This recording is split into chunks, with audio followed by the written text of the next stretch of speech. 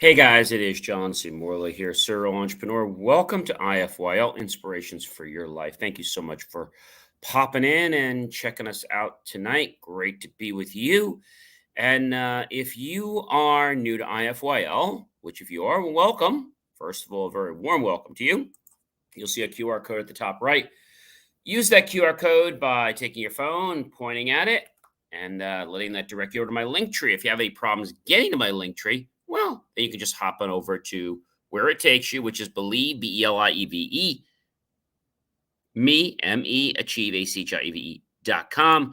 That'll get you over to my link tree with lots of great information, including, ladies and gentlemen, John's Daily National Day Video, JCM Academy TikTok, and so many other great things. The science channel, motivational channel, coaching channel. So definitely check that out. If you're coming back, welcome back, my friends, colleagues, and wonderful associates. Thanks for coming back. Really appreciate you from the bottom of my heart. Hopefully some of the new people will become loyal, just like you've been for so long. I really do appreciate you taking time to follow my content and make it a part of your life and really incorporate it so that you can become a better version of yourself. So, what is our master topic we're talking about? We're talking about how to be genuine. We're on the series and we're on episode number 5. And so, we're talking about things that are genuine. All right. So, one thing that's genuine is Microsoft, right? And software. So, Microsoft announced, back around 2006, something called their SPP, which stands for basically Microsoft's Software Protection Plan. And it's used to validate the use of genuine software that is paid for. So copies of Windows and the deal is so that we'll cripple systems that don't pass the muster. Like, for example, if you have the Windows operating system, and let's say you go to update it after a year or two and it doesn't work. Well, that indicates that you're probably hacked and that somebody stole your, I'll call it the identity of your software, which is really the license of your software, and just kind of left the shell. And so by them doing that, Microsoft will not update your software. That's number one. And so when we think about, we talked about Intel obviously last night, but being authentic is not easy. So they have things like the volume activation for Microsoft software. They have key management services to support activations that need to be validated every 180 days, which that's a pain in the neck. Set up reporting and ongoing maintenance troubleshooting systems and distribute systems to allow things to continue. But, Microsoft has a real challenge with this, right? And the challenge was in Service Pack 1 for one of their operating systems a while back. And they say it's not a major issue now, but if you looked at it a few years back, Microsoft had to make sure that it was on a level playing field. So with the SPP, which again is, for those of you that are trying to follow this, it is the Software Protection Plan. And so, this feud dated back when Microsoft turned on its partners and began offering competing products. But experts say that Microsoft will have to give in eventually and allow things to stay fair so that we have no monopoly and we have a fair competition. Microsoft and many other people have ways of licensing software. So how does Microsoft license their software? Well, it's pretty easy. They use something called the Microsoft Volume Licensing. Pretty easy.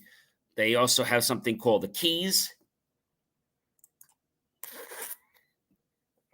And the keys that you basically put into your software, and then, it checks that and it activates your software. So the whole point is that when you're authentic, you're getting the real deal, the real thing. What else is something when you think about being genuine? Well, I think genuine, we think about, a stamp, right? How, maybe you know this, how to spot, let's say, a counterfeit. We talked about a bill, counterfeit stamp. How would you spot a counterfeit stamp? So there's a couple things, right? You can look at the positioning of some things. Um, you can look at the detail, like whatever's on there, the person or things like that. And so the way you can tell two stamps apart is to measure their perforations and their and watermark them.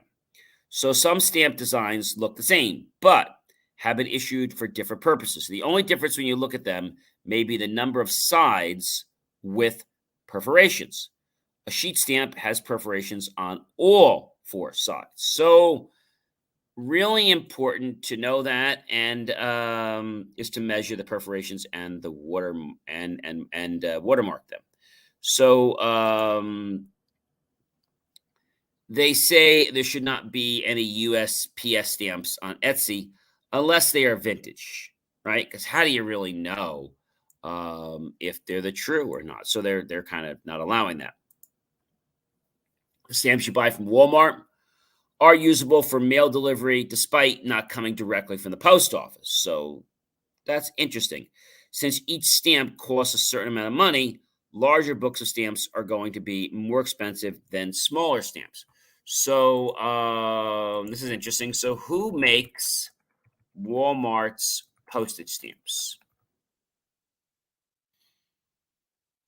Well, um, the USPS uses the Bureau of Engraving and Printing, um, and that's who does that. But does Walmart still sell stamps? Well, it's a great question.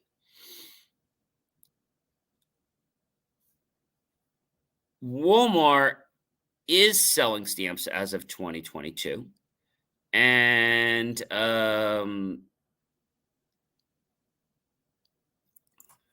how much does a stamp cost at Walmart? Well, a first class stamp, okay, right now, if we're look at the cost, so the cost of a first class stamp right now, okay, is 60 cents. So that means that at Walmart, they're charging 60 cents. There's no discount, right? But the question people say to me is, do the stamps from Walmart come from the Bureau of Engraving? Do they? Um,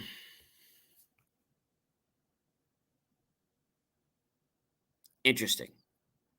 So it's the Bureau of Engraving and Printing Stamp Division circa 1889. And so it's been around for quite a long time.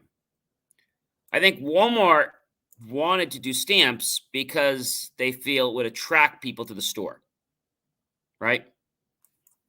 That's the reason. That's why Staples sells them too.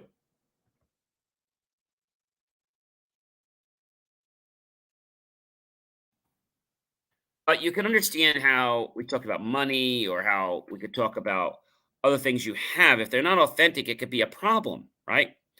Um, they have something called the Walmart Money Center. At most Walmart supercenters, you'll find a money center within the store. And another place that Walmart sometimes puts its stamps is at the register. So customer service centers have them, and every Walmart has a customer service desk, and they're usually there. Office supplies and packaging, and so it's very interesting. The fact that they do this, and they're doing it really for exposure, so they can get people into the store for other things, and the fact it's there for convenience. That's why, right? But let's talk about authenticity. When you are buying a home, buying a car, whether it's a title, etc., right? You want to make sure that's authentic because if you put all that money down and you really don't have the deed to the property or the title to the car, well, that person just took off for Tahiti and nowhere to find them. Nowhere to find them. That's pretty neat.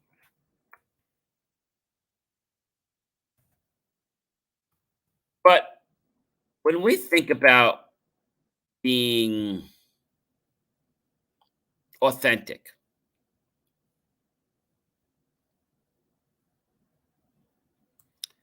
we think about how something is original, right? And when something's original, we talked about wanting to preserve that and making sure that we're getting the original. Like if you've heard before, well, this is like the best pizza, and this is the authentic pizza. And then other people try to open up, and it's not the authentic pizza because we know the recipe's different, and you taste it like it's close, but not quite.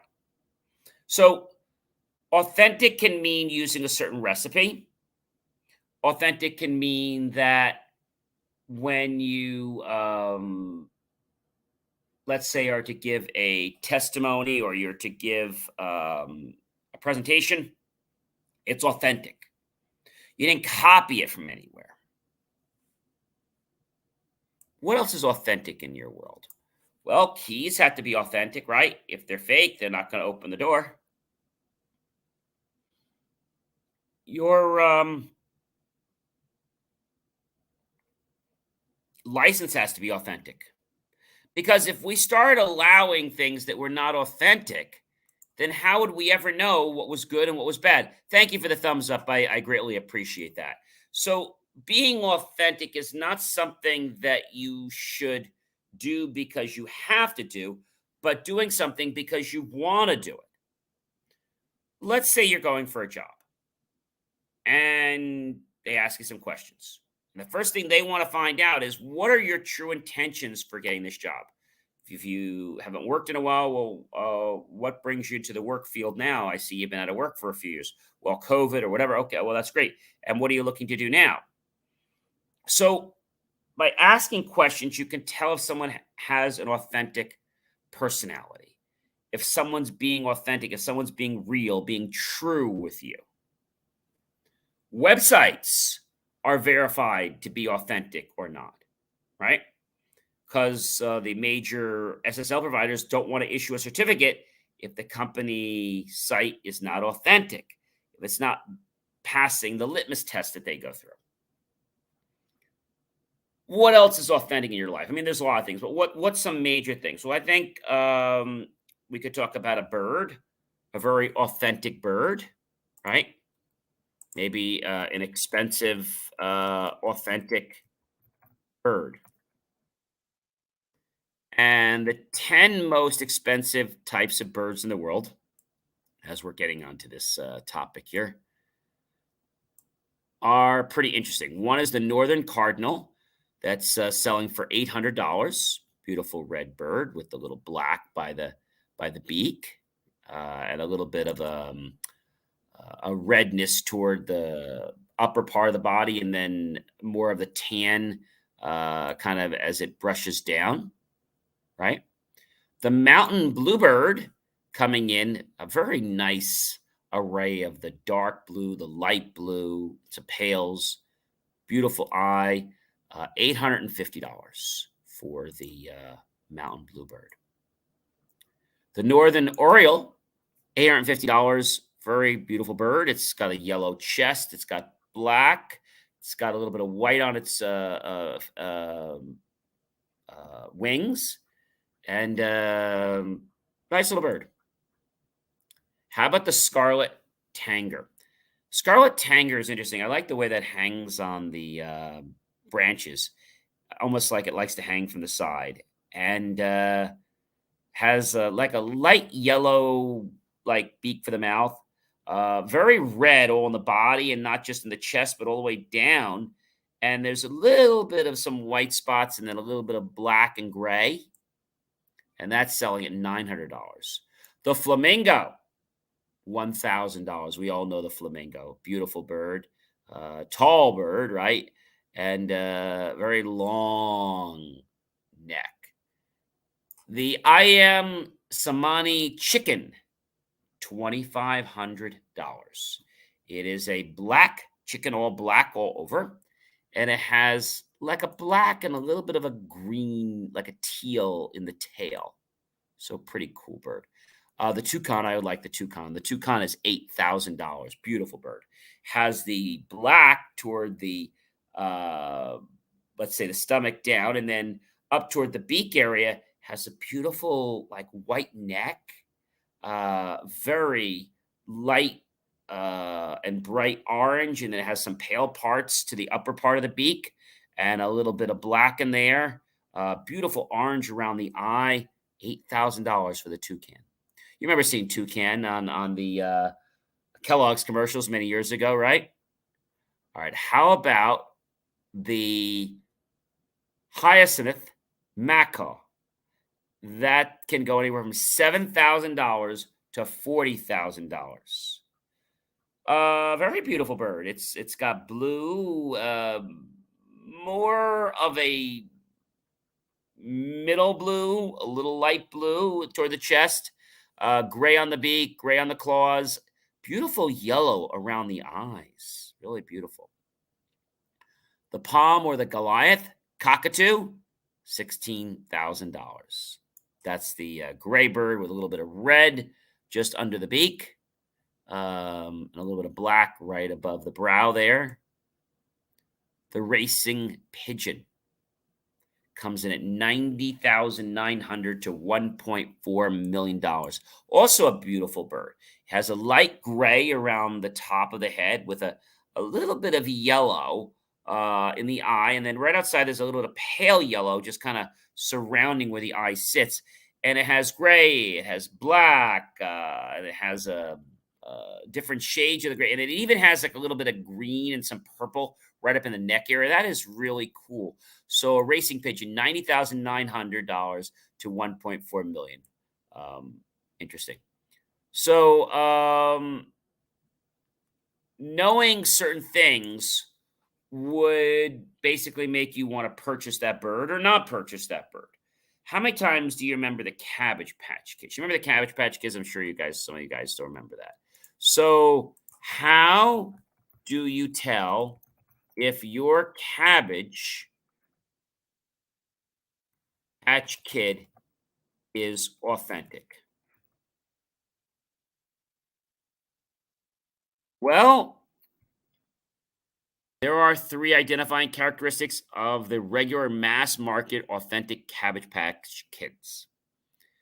The Xavier Roberts signature stamp on the left bum cheek, and in some rare occasions, the signature is on the right, and even rare instances, it's upside down. There's a copyright notice on the back of the head, and there's also the side tag. So, are there fake Cabbage Patch Kids? Some of them, yeah, sure. Some are called Cabbage Patch Kids, and the official name of the copied product on the toy. So they called for a birth certificate, and an FBI official said, and I quote, "Some of the fake dolls are in plastic bags marked made in Taiwan." So, what kind of bag does an authentic Cabbage Patch Kid come in?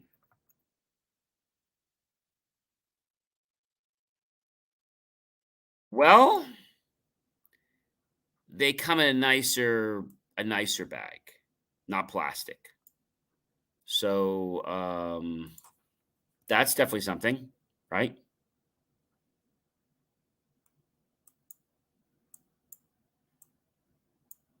And I think people don't mind spending a little more money. Uh, the Cabbage Patch comes with what they call the Cabbage Patch grab bag. And the Cabbage Patch goes inside that, and you can travel with it. And the other ones just come in a little cheap plastic bag. So interesting. Cabbage Patch Kids range from $65 to $700 and even more. Right now, something that's very authentic is you remember Smurfs?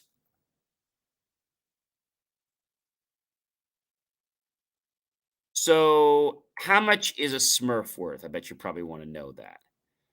So, Smurfs, I remember collecting so many of these different Smurfs.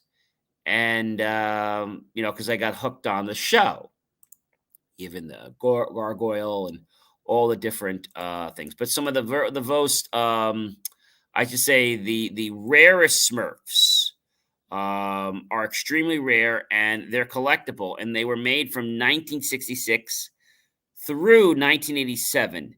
The Easter Smurfs were released in 1983 to uh, uh, several years later, and the Smurf in the white Easter bunny suit. Um, so interesting things. Different than just a regular. So can you buy the? Yeah, they also had things like they had the one that was the football Smurf. Do you remember that? It was the baseball pitcher. Well, the baseball pitcher actually is coming in at well, if we convert, basically it's 62.50 pounds to US dollars. That comes in at $72.37. So knowing something's authentic gives it value, right? Because now you know that you've got the original, or you've got the one that is considered to be the one. Even things like your cars, like Mercedes, Porsches, Teslas, Lamborghinis, Ferraris, they all have a way of saying they're authentic. So let's talk about something right now I definitely want to end with. How can you tell if your Porsche is authentic?